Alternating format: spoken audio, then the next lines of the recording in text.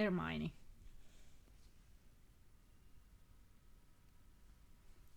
I wake up with a jolt. He's shouting my name. I hear him thundering up the stairs. A second is all I need. I take my wand, I jump out of bed, and I'm ready. I'm always ready. My job taught me that. It's already 3 years that I left my law enforcement position, but there are things that, once learned, you don't forget. I do a brief assessment of my enemy, because right now he's my enemy. He's stronger and fitter than me. He is skilled with magic. He has an arrow training. But his mind is obfuscated. He's not completely himself. He's probably going to rely only on his strength. I need to show him that I'm stronger than him. I need to treat him like a wild animal. And they smell fear. He's banging to the door violently. Hermione, let me in! I know you are in there! Let me in! He yells. I try to decide what is best to do, but it's not easy while Bidenoe is kicking and ramming into it. Go away! I shout shrilly, fear pushing it out of me despite my effort to remain calm. If you don't open this door, I'll bring it down! He's totally capable of it. I'm just considering my option when the roaming ceases.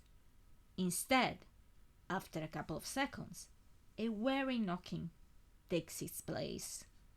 Hermione, he says, almost in a wail, almost in a sob. I'm sorry to have shouted, but you must open the door. You're my best friend after all. I only want to talk. Oh God, what should I do? I'm still close to the bed, my heart pushing me with an unsuspected strength to the door, my brain ordering me to stay put. All my body tingles with this internal scuffle. Hermione, please, I need your help. Those words proclaimed a sure winner between the colliding parties. I dart to the door, my heart exploding with love, ready to give him all the help he needs. But just as my hand is on the handle, there is a bang that makes the wall door tremble and me jump. Hermione, open the fucking door! I lunge myself forward, gaining my wits quickly, hoping to have learned a precious lessons for the future. And just as I'm casting a protego spell, the door slams open. He managed to unhinge it by dint of kicks and shouldering. He charges me straight away. The strength of the spell propels him backward. Not expecting it, he loses his balance, but nimbly, with a flip, he is on his feet again. He's not an hour for nothing. I keep my wand steady. He looks at me ominously, albeit studiously. He's probably doing the same assessment I've done. We received the same training. I can almost hear a growl coming from him, reminding me of a tiger ready to sprint on his prey. What did you do with my potions? His voice low and grubbly. You are not going to take them anymore. I want you out of here. I'm staying. I said I want you out of here, he shouts. Harry, you can shout as much as you like. I'm not going anywhere, and I won't allow you to take those potions anymore. I replied, keeping my voice down and staring intently at him. I endeavor in lowering my gaze. I must stand up to him. And if you try to attack me, I'll fight back. You work with me long enough to know what I'm capable of. He does know it, and I can see my words sinking in. His eyes become two slits full of hatred. Go to hell! He just barks as he leaves the room. I fall limply on the bed, taking big breaths. I won. I showed him I'm made of a tougher fiber than he thought. But I cannot lower my guard on any account. I won a battle, not a war. From his room, I hear drawers being opened and closed, and I understand he means to go out. I must follow him. I'm sure I'm about to discover where he gets them from. I get dressed quickly, and when he leaves, I mount a second later swiftly. Thankfully, he didn't disapparate. It would have been impossible to follow otherwise. He's wearing cap and sunglasses, probably to avoid being recognized. Totally useless under my point of view, he's unmistakable. But perhaps only for me, because I know him so well. As we take the San Mangos direction, I know my hunch was right. I follow like a shadow, being very careful in maintaining some distance. Although he's so concentrated in not being recognized that I could stroll by his side nonchalantly, and he wouldn't even notice. He takes the stairs and stops at the third floor. Treatment for potion and plant poisoning. Let's see. I hid behind the trolley as I see him peering in every room. Finally, he seems to have found what he's looking for, beckoning to somebody inside to follow him. A woman appears from it. A nurse. Of course. How could I not figure it out? So simple. They shut themselves in one of the rooms. I need to find a way to hear them. I need to get inside in there without being seen. Easy. I whisper my spell to stop time around me. I practice it much, and now I can work it quite easily. It's a very useful spell, and I'm glad I took the trouble to learn it, despite it has been hard indeed. I know it worked because I can see people frozen their step in the corridor. It doesn't work on the whole hospital, though. Probably it doesn't go farther than this corridor, and I haven't got much time. I slip inside silently. She's sitting on the table and fawns all over him. I should like very much to slap her. Shall I allow myself this little pleasure? She won't know. She'll just feel a little itch when the time we start again. But no, despite temptation is strong, I'm not going to take that risk. I hid myself behind the bed and let time start again. I need some more of those potions. I gave you plenty. What did you do with them? I need some more. I cannot sleep without. He takes her hand and starts kissing her wrist. What are you going to do in exchange? She asks, flirty. Trollop. What do you want me to do? He answers playfully. Tonight there is an important gala evening at the minister's villa. Very elegant, with the best people around. I know the minister invited you, but didn't receive an answer. It was on the newspaper. I want you to take me there as your partner.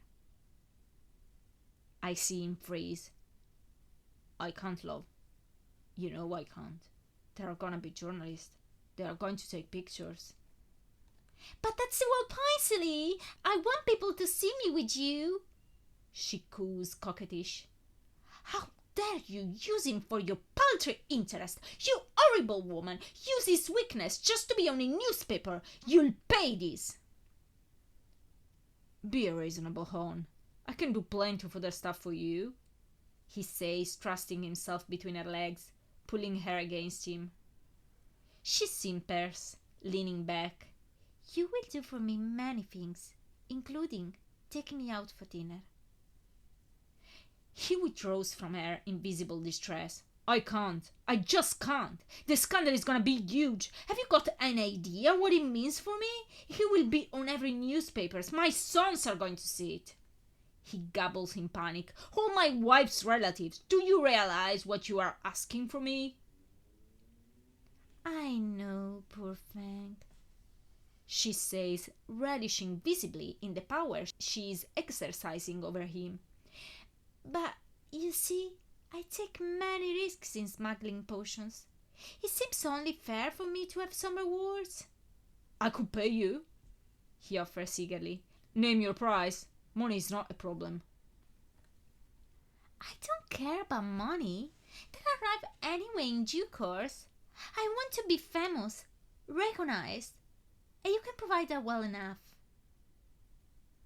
I see him about to retort, but she precedes him, slipping from the table and going to caress his face. You need those potions, don't you? It's such a small price to pay to sleep well. It's only a dinner against hours and hours of thought-free sleep. I know how they work. They don't allow anything to get through, don't they? I see him shaking his head feebly, with such a pitiful hair that I want to strangle her. She definitely deserved that slap and more. Thankfully, I followed him. She's a trollop. Well, what worse, she's a dangerous trollop. Harry is too distressed to read between the lines, but I can. You don't take any woman to such an evening. She's simply trying to step in Ginny's shoes for the sake of being famous, perhaps even planning to make him marry her. Okay. All right. You won. He mutters defeated. When and where?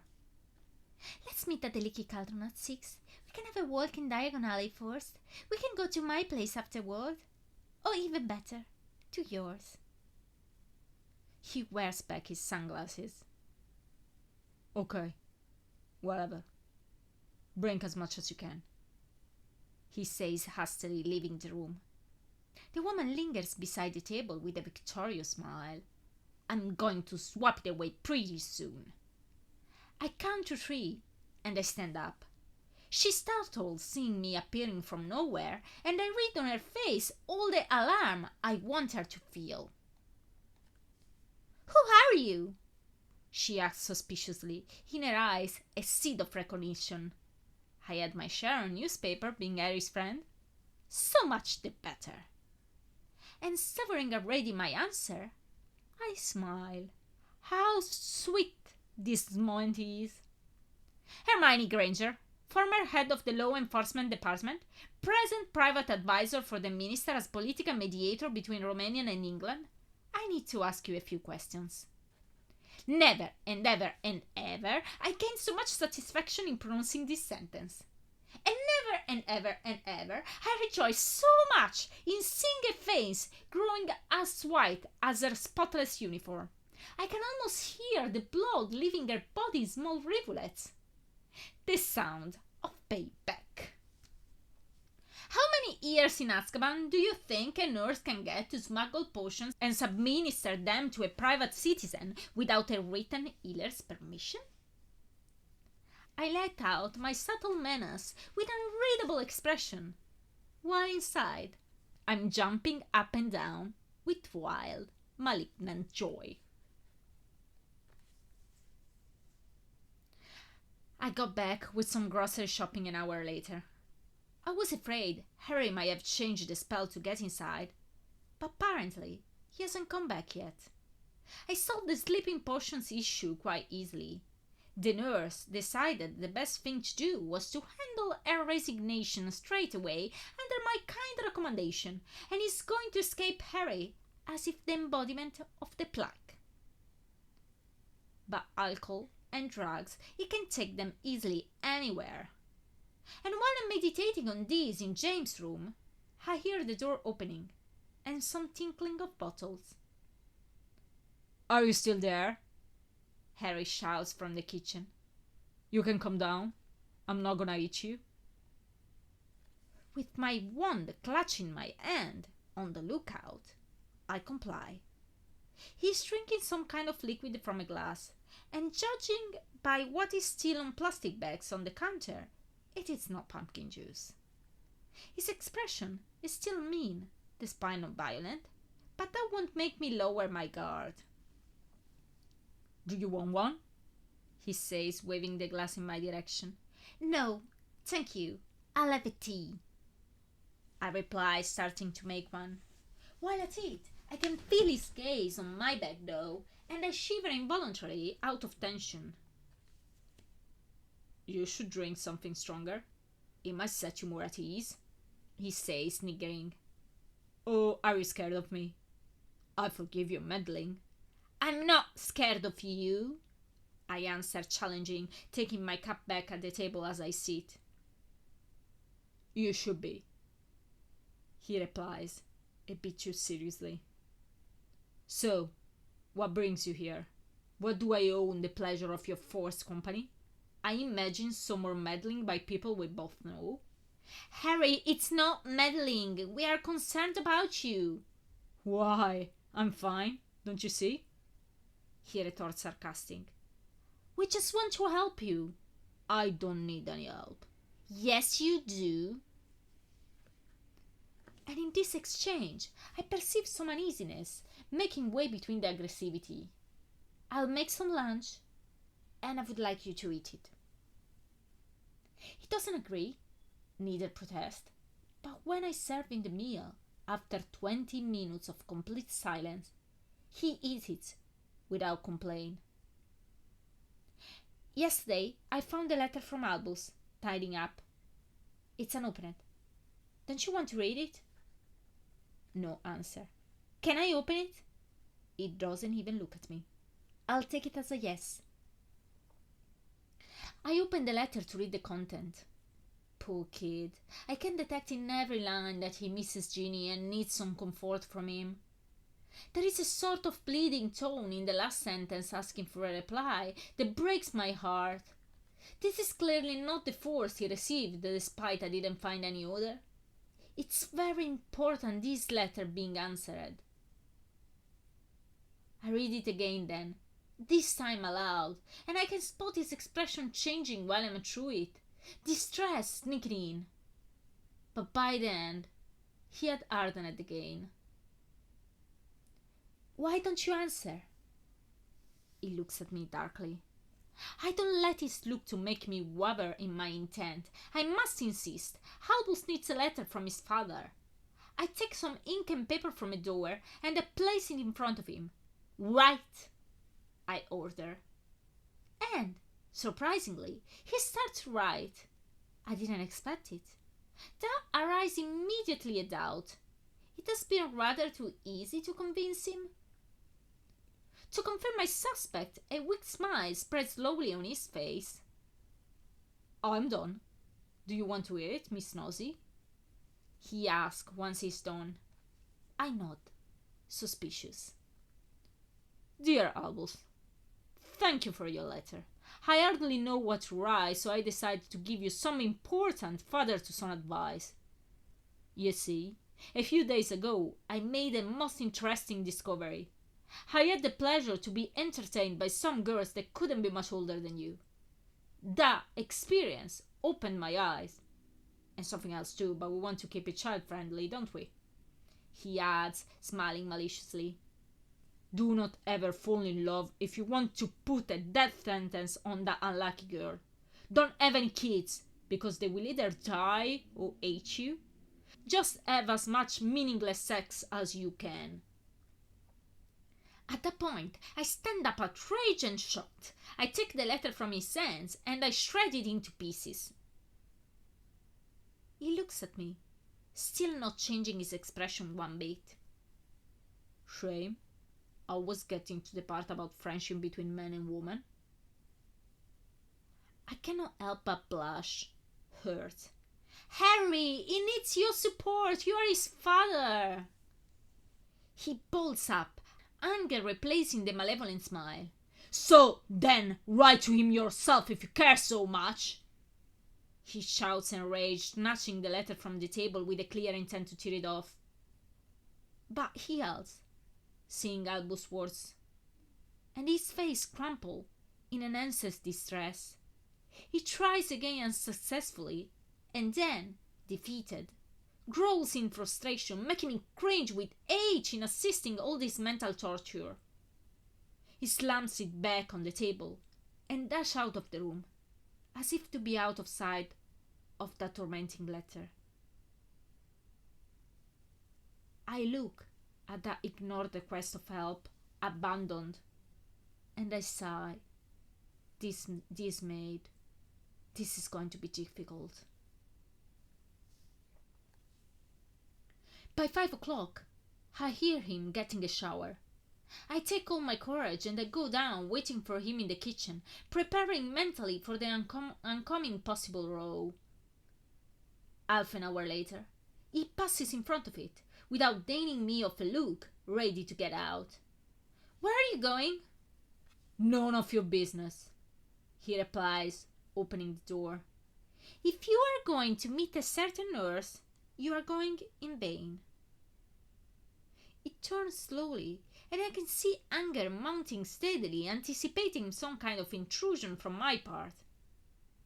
Can I know why? Because I talked to her. She's not going to come near you again. You did what? He hisses. Harry, I had to do it. It's for your own good. His fist clenches ominously as it advances toward me. But my wand is ready. Don't come any closer, I warn him. You know, Hermione, you're not the only one having a wand, he said threateningly. He wouldn't hurt me. Do you wanna bet? His eyes flashing as he comes closer.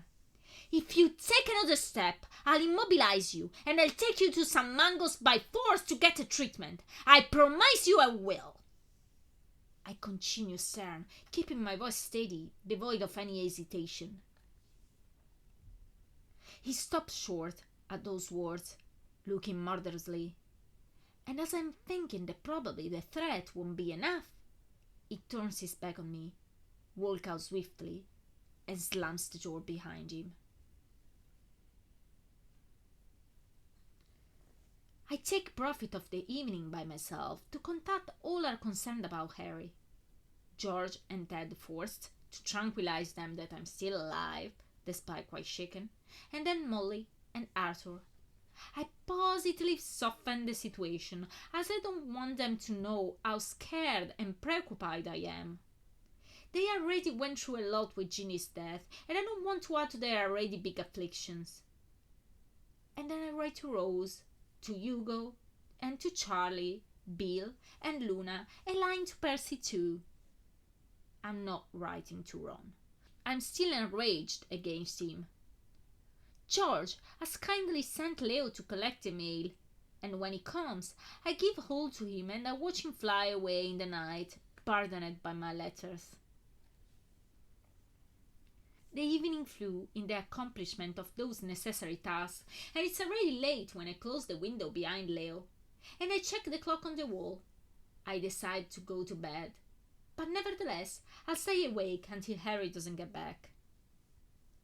At 1 o'clock, I hear the door open downstairs, and a fast, excited talk in the corridor. He's not alone. There is a woman with him. At one point, they both burst out laughing, for sure drunk. She shushes him, but he shouts with mirth. Don't worry, hon. There is only my substitute wife, and it doesn't matter if she hears anything. Making the girl giggles. Okay, he wants to provoke me, but I won't allow him to. If he thinks he's going to drive me away with his petty device, he's greatly mistaken. If he wants war, he'll have war. My God, it's already 45 minutes and they're still going strong. The girl won't have any voice left tomorrow if they keep it going. I start to think I missed something in life. Sometimes later, I'm sure of it. Eventually, I cannot hear anything anymore. At least, he will sleep well tonight. Lucky him.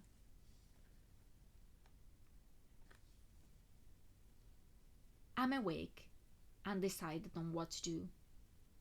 Shall I go down? I think the woman is still there, as I didn't hear any sound. I'll go. I won't allow him to bully me in staying shut in this room like a frightened bunny. I descend the stairs slowly, and I peep in the living room. The curtains are drawn, but enough light filters for me to see that they are on the sofa, sleeping. Stark naked, covered only by a blanket. I go to the kitchen to make myself a coffee. Not 2 minutes later, a rustle and some steps make me look behind my shoulders. He's there on the threshold, wearing only his pants, dissolute hair, sexy like a god. Hermione, get a grip. Can I have some? he asks, nodding at the coffee ready in the machine. If you get rid of the girl, you can, I answer boldly. He gets out without remonstrance, and I hear him whispering from the lounge. Hey babe, wake up. You must go. She mumbles something in reply, and, after a moment, I get a glimpse of two very long naked legs passing in front of the kitchen, heading for the bathroom. While the sound of the shower fills the room, Harry is again in the kitchen, sitting down and looking at me challenging. Not in the least intimidated, I sustain his gaze. When the sounds stop, the woman, which by the way has legs basically starting from under her chin, appears on the door, wearing a towel around a flawless young body. She towels her hair with a frown that only enhanced the prettiness of her lips. This house is very bizarre. Never seen anything like it. Have you got an air dryer or something? I couldn't find it. I couldn't even find a plug or something. How did you... But she stops short, having seen me. You must be the substitute's wife, she says bitchingly in the end. Are you married to her or something? She asks, turning to Harry and ignoring me. No, she's only a friend. The word only spat out with a wicked slowness, only to pain me with the degradation. Here to bug me as much as possible and to write my profligate life. Also, I think. Correct me if I'm wrong. He says, turning to me with a mocking smirk, not at all friendly. I don't deign him of an answer. She arches her perfect designed eyebrows. Well, I hope she won't succeed, she says, haughty, marching back in the living room, dropping her towel on the way, obviously not bothering to pick it up. I glimpse enough to make me ponder on the injustice of this world. Why to give so much to such woman? The world is unfair. Harry is observing this masterpiece too, but strangely enough doesn't follow her, as I think she expected him to do. I content myself with this small satisfaction. When she appears again, she's buttoning her jacket. Harry stands up to accompany her to the door. She fumbles in her bag, dipping out a paper and a pen. I had a great time, she says, scribbling something on it. This is my number. Call me if you wish for more dissolution. Don't let her spoil you, she adds, shotting me a contemptuous smile and a flirtation one on him. All right, babe. I'll call you. See ya. When she's outside, I hear him mumbling under his voice and then getting back to the kitchen. First thing he does is to throw the paper in the fireplace. Such a charming girl, I say, ironic, to which he doesn't answer. Which nice memory did you leave her? I ask casually while he serves himself some coffee. I left her the real one. She is a muggle. It doesn't matter. I just swapped away the address. All of this is highly reprehensible.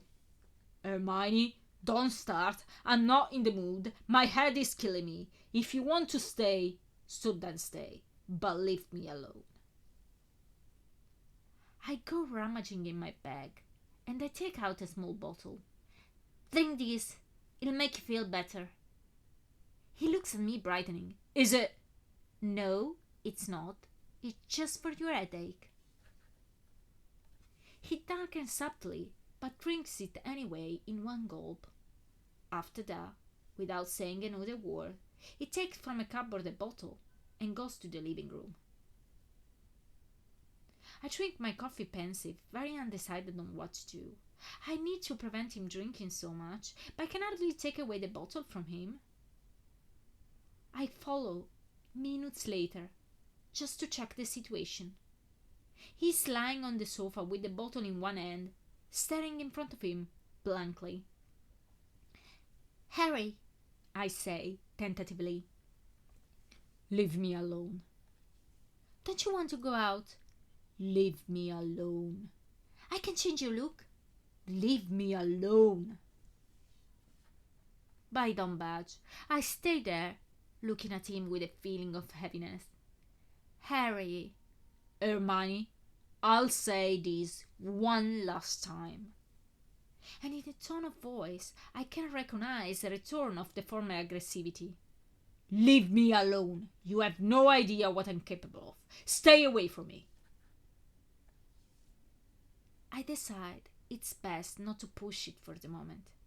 But I'll be back time to check the situation is not worsening. Back in the kitchen, to fill the time, I try to write an answer to Albus. What should a father write to a son suffering for the death of a mother? What should Harry write?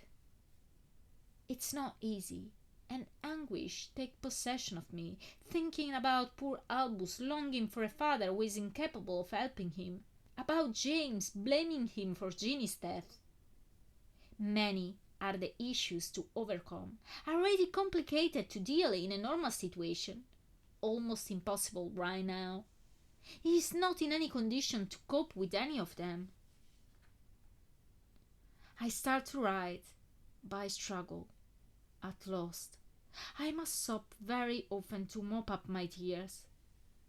At one point, I realize that what should be words are only scribble without any sense, and I let my hand go freely on the paper while my mind travels in another direction. I sincerely want to help this family to bond, to get over what's happened. But I want to help Harry most of all. I want to see him smiling again. And this feeling is so strong in me that I wish for impossible things. I wish I could bring Ginny back for him. I wish I could be a different woman, one who he can love, one who is not married with 2 children, one who is not considered only a friend. In short, I wish I could be Ginny for him. Soon appears that I cannot write this letter. My useless scribbles are all there is on that paper. I don't even deign them of a look. The task is beyond me. Anything I could think of seems so shallow and hackneyed. And it's all wrong anyway. Despite the importance to have it written as soon as possible, it is something Harry must do. Anything less would be wrong. Putting back ink and quill, my eye fall on a crumpled paper, carefully smoothened, popping out from their correspondence. I don't recognize the handwriting, but some words catch my attention, arousing my curiosity, and, despite I shouldn't, I slip it out. It seems a fan mail from a boy. At first, I'm surprised to find it there. Harry hates fan mails, almost never reads them, and never keeps them. Time to time, I enjoyed myself going through some with Harry's approval. It's unbelievable what people write. Most of them were of gratitude, but he got some from deranged people with bizarre suggestions or accuses, or even worse, but very entertaining I must say, letters from young witches writing the unthinkable. I wonder how Ginny approved of it.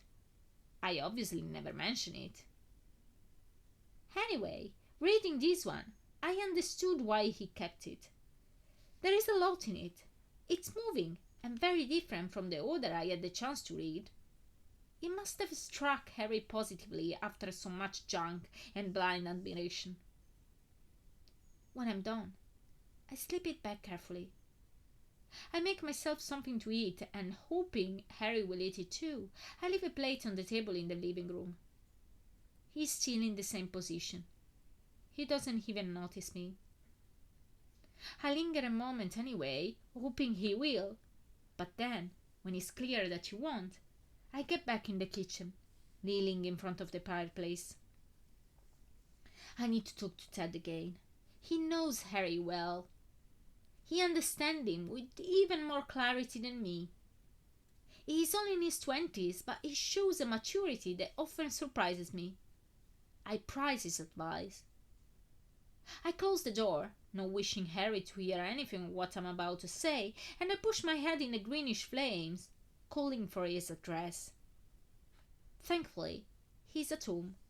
I've got a hunch he's spending most of his time there since I'm here to have as many updates as possible.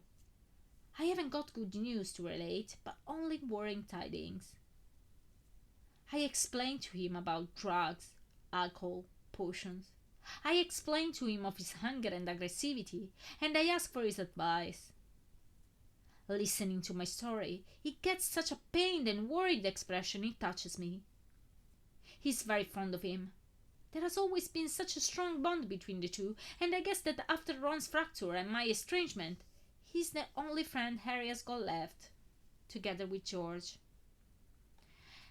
Hermione, I have no idea, he says, dispirited. I don't know what is best. Be careful how you treat him. He can be dangerous. Stand up to him and don't show any weakness or you worsen the situation. I guess he's stuck in an irritation of spirits. He needs to get over it. But I don't know how it can be achieved. He needs to burn out. The same happened when Lily died, and it has been Ginny the one who helped him. What happened? I didn't know any of it. Neither of the two never mentioned it to me. He looks at me studiously. Believe me, it's for a reason. What in the name of God had happened? When I go to check on him again, he's doing his work out on the floor. He seems okay, not particularly drunk. But then I'm not a great judge of this kind of thing. The food is still there, untouched. Went back to the kitchen. My eyes fell on the parchment with my scrolling on the table.